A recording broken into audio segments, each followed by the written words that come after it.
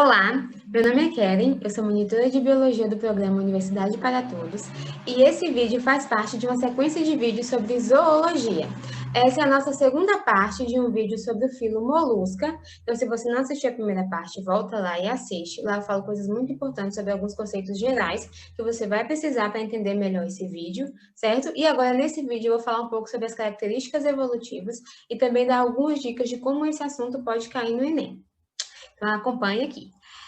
Eu vou compartilhar com vocês os slides que nós usaremos nessa aula. E como eu falei para vocês, né, nós já estamos no nosso quinto filo, então essa é a quarta parte dessa sequência de vídeos sobre zoologia. Então, volta lá e assiste todos para você acompanhar direitinho as características evolutivas. Então, vamos trabalhar hoje, né, com o filo Molusca, e eu vou começar falando sobre as características evolutivas desse filo. Então, bora aqui só dar um resumo do que a gente viu até agora. Então, a gente já viu os poríferos, que são animais que não possuem tecidos diferenciados. Depois, nós vimos os filos que possuem tecidos diferenciados, né, os quinidários, que são diblásticos. Depois, nós vimos agora os filos que são triblásticos, né, os plateumintos. E agora, nós vimos os que têm cavidade corporal, os nematodos, e nós vamos começar falando dos moluscos, que são animais que possuem todas essas características, e agora uma nova característica que surgiu, que são animais celomados. Eu vou falar melhor para vocês o que isso significa. Então, como a gente já viu nos vídeos anteriores, né, esses animais, né, continuam sendo triblásticos, possuindo simetria bilateral. Eu já expliquei o que é isso, se você não viu, volta lá e dá uma assistida. E agora nós vemos novas características, 3 novas características que eu trouxe para vocês para a gente discutir um pouco, que são animais celomados. Eles agora possuem sistema circulatório e sistema respiratório, porque antes as trocas eram feitas por difusão. Agora, a partir desse filo, nós já vemos o sistema circulatório e o sistema respiratório. Então, como eu falei para vocês, uma nova característica, né, uma novidade evolutiva é que esses animais são celomados. O que quer dizer isso? Então, é importante entender que para o animal ser celomado, ele precisa ser triblástico. Então, os animais, né, que não são triblásticos, né, os que são diblásticos ou as poríferas que não possuem tecidos verdadeiros, elas não têm como possuir essa característica de ser celomado. Por quê? Porque quando a gente fala que o indivíduo é celomado, é porque ele tem uma cavidade e essa cavidade ela é totalmente revestida pelo mesoderma. Então, por exemplo, um animal acelomado, ele possui, né, os 3 folhetos embrionários, então ele possui a ectoderme, o mesoderme e a endoderme, mas entre a endoderme e a ectoderme nós vemos, não existe cavidade, né, esse espaço é totalmente preenchido pela mesoderme, então ele é acelomado. Já no indivíduo pseudocelomado, existe a cavidade, né, entre a endoderme e a ectoderme, porém essa cavidade, ela não é totalmente revestida pelo mesoderme, ela só tem esse revestimento mais externo, tá vendo? Entre a endoderme e a cavidade não existe o revestimento da mesoderme.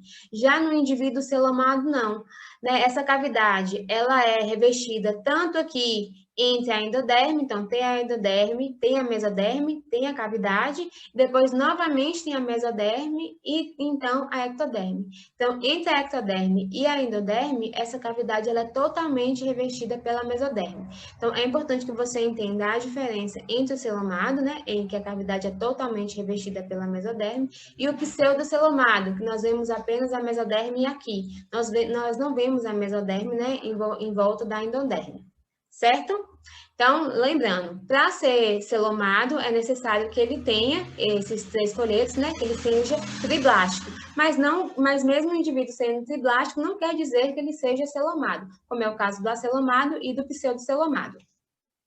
Então, se você não viu, volte lá, né, nos outros vídeos para você entender quando que essa característica, né, de ser triblástico surge, quais são os filos que são triblásticos, quais são acelomados, quais são pseudocelomados. Então, a gente já sabe que a partir do molusco, né, é que surge essa característica do celomado.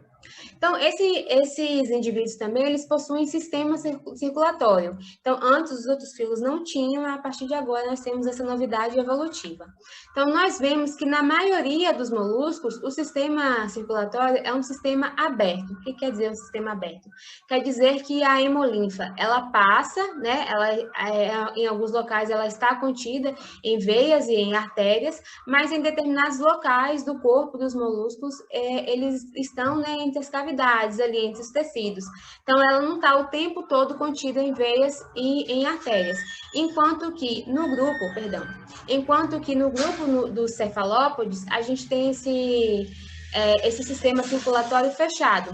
Então, em todos os grupos de molusco, o sistema circulatório é aberto. No cefalópodes, é um sistema fechado. Quer dizer que a hemolinfa está totalmente contida em veias e artérias. Isso por quê? Porque os cefalópodes são animais carnívoros que precisam capturar a sua presa. Então, são animais, né, que eles têm uma locomoção mais ágil, eles precisam de mais velocidade do que os cefalópodes, por exemplo. Então, esse sangue circulando, né, entre veias, pode dar uma maior velocidade de circulação quando necessário. Que é o nosso caso, por exemplo, nós temos o sistema circulatório fechado, né? O que nos possibilita diversas ações. Vemos, então, agora o surgimento de um sistema respiratório. Então, nos moluscos aquáticos, eles terão brânquias. Nos moluscos terrestres, eles terão, então, um pulmão rudimentar. E algumas espécies farão, né, a respiração de maneira cutânea. A gente consegue ver aqui nessa figura, né, nesse exemplo que eu trouxe para vocês, ele é um molusco aquático, porque a gente percebe aqui a presença de uma brânquia, certo? Essa brânquia, ela está localizada na cavidade do manto. Então, como eu já expliquei para vocês, né, no vídeo anterior, a cavidade do manto, ele é uma cavidade que vai se formar aqui pela extensão do manto, né, com relação à massa visceral, mas eu já expliquei para vocês direitinho como é que forma, qual é a importância, certo? Então, qualquer coisa, volta lá no vídeo e dá uma assistida para dar uma relembrada, tá bom? Uma outra característica desse filo é que eles são protostômicos. O que quer dizer isso? Então, quando as células, né, elas se fecundam, elas são fecundadas, né, a célula germinativa masculina e a feminina, elas se encontram e há a fecundação, essa célula fecundada, ela vai se dividir até formar uma blástula. A blástula, ela vai continuar se dividindo até formar uma gástula. Então, durante esse processo de blástula, para gástula, há um processo de gastrulação. E nesse processo, vai haver tanto a formação, né, dos 3 folhetos embrionários, né, essa diferenciação dos 3 folhetos, então, em ectoderme, mesoderme e endoderme, e também vai haver a formação de uma invaginação, né, que é chamado de blastóporo. Então, essa abertura e essa invaginação, nessa abertura, o blastóporo, ele pode dar origem à boca e ao ânus. No caso do prostostômio, né, dos indivíduos prostostômio, o blastóporo, ele vai dar origem inicialmente à boca, então primeiro ele dá origem à boca e posteriormente ele dá origem ao ânus. Nós vamos ver que depois uma nova característica vai surgir e vai haver uma mudança, né, entre a formação do boca e do ânus. Mas nesse momento é importante que vocês entendam, né, que o blastóporo no animal protostômio, ele vai dar origem primeiro à boca e depois ao ânus. E agora eu vou falar um pouquinho de como que esse filo, né, como que essas informações que vocês acabaram de receber podem cair no Enem. Então, uma coisa muito importante do Enem é que normalmente o Enem ele contextualiza, né, aquele assunto. Então, é uma forma muito interessante, muito legal de vocês estudarem para o Enem, é estudarem a partir de produção de mapa mental. Então, eu trouxe aqui um exemplo para vocês. Então, nós temos os moluscos. Então, quando a gente puxa aqui para saber qual o habitat do molusco, né? Onde os moluscos vivem. Então, a gente sabe que eles podem ser animais terrestres, animais aquáticos, tanto de vida doce como de vida salgada. Então, é importante que vocês saibam disso. Quais os problemas ambientais que podem afetar esse habitat? Então, nós temos aqui o homem, né, o tempo todo produzindo problemas ambientais que podem afetar diretamente o molusco. Então, vamos pensar, por exemplo, exemplo, né, nos moluscos de água salgada. A gente já viu em um dos vídeos anteriores falando sobre a acidificação dos oceanos. E uma coisa que acontece na acidificação dos oceanos é que há uma diminuição do carbonato de calcário ali presente no oceano. E esse carbonato de calcário é usado, né, como a gente viu lá, por exemplo, pelas vieiras, para a produção de conchas. Então, a partir do momento em que há, por exemplo, a poluição, o aumento da temperatura, né, ali do mar, né, por causa de poluição e tal, do aquecimento global, por exemplo, há essa acidificação dos oceanos, isso vai afetar diretamente a esses indivíduos que produzem conchas, e um deles também é o grupo de moluscos, certo? Então, isso vocês podem puxar e fazer no mapa mental. Outra coisa, quais são, né, os indivíduos que têm relação direta com o ser humano? Então, a gente pode pensar tanto no poder econômico, né, que o ser humano utiliza para alimentação. Então, a gente tem lula, a gente tem polvo, tem ostra, mas também pensando que, por exemplo, alguns deles produzem pérola. Então, a gente não tem só o poder econômico pensando na alimentação, né? A gente também tem, por exemplo, joias, bens. Então, como que isso pode afetar, caso haja algum desastre ambiental? Né? Como que isso pode afetar, por exemplo, as pessoas que vivem deles? Né? Ou como que a pesca, a captura desenfreada pelo homem pode afetar os moluscos?